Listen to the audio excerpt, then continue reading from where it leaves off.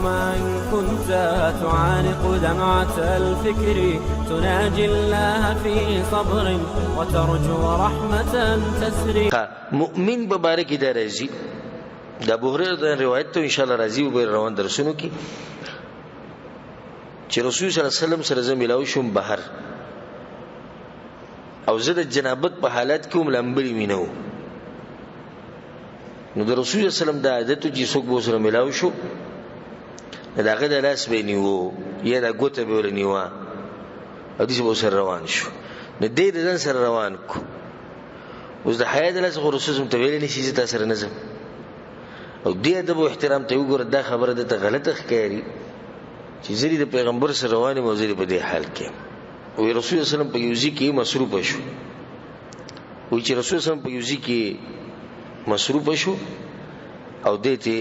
پټ شو لاړ ویلم بل به د رسول سم دی مینه محبت ته ګوره د ملګرو سره ملګرتیا دی ته وي محبت دی ته زموږ د ملګرتیا غوځي ټوغي دي نن ملګری سبا ورانه د دومره چې انسان دی د پیغمبر صلی الله علیه وسلم د سینې د محبت نه ډکه چې به رسول سم وګوري چې ابو هريره نشته نو انتظار وته کو پارځي د به کې ولم بل اوراغه رسول سم متبازي کې ناس رسول سم ته چرته تللی وی رسول الله بس د جنابت په حالت کې زما دا نه خوخه چې تاسو راځه په دې حال کې ګرځم نو رسول سم ته وی سبحان الله مؤمن نه پلیتي دا حدیث هم دې د پاره چې مؤمن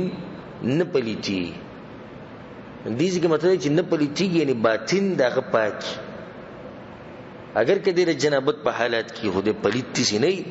چې دې سره لاس نشي ملاواله دې په خانو خلکو کم چې مشرانو کې دي مشران لیدلی هغه ته دې پته ده چې څنګه هغه د خبرې کولې دې مبارک چې سره جنابت په حالت کې داغه نه به پرشته پلیت جوړ کړو پرشته پلیت خبرې بچا سره نه کوي ډوډۍ بنه خوري ګرځي بنه پزمک نبی بازو امیرانو صاحبانو او مولیانو صاحبانو چې کوم پکور کې مولیان شي دي او ته دا طریقه خولې چې کې سره په جمعات کې پروتي او غسل په لازم شي د سره وسکه نو دا غي دوه طریقې ما په خپل کتري په کتابچه کې دا کتابچه چې خرسي یند ډېر خطرناک چې کله نوم پینې لپاس په دې گاډو کې خرسي او تجارت الته دې ته څوک نه ګوري چې مثال کې دا کتاب د سره خو چې زما دې گاډي نه خرشي کده د شیعه کتاب دی کده د بریلی دی کده هر چا خو چې خرش نه بلې چې کور ته وروړي نه غوي وي بس ډیر زبردست کتاب دی ډیر خولي مسلې بیان کړي نته ته پوښتنه کوي تاسو څومره سبق ویل موږ سبق نه ویل خو دا مسلې خولي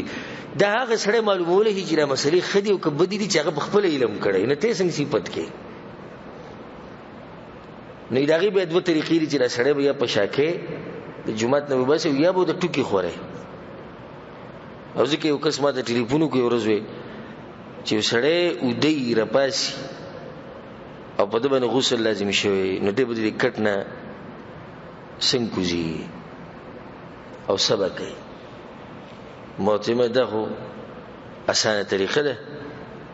وې څنګه ما بالټې د شپې ډک ساتي دي کټ سرت او چې څنګه سره پاسي بس وبدي په دغه کټ کې بزان اړې وبدي ځکه چې قدم نشي دا اوس لکه ته به چې دی بالکل حقيقي پلیت دی د دې مسلې نه دی خبر چې مؤمن نه پلیتی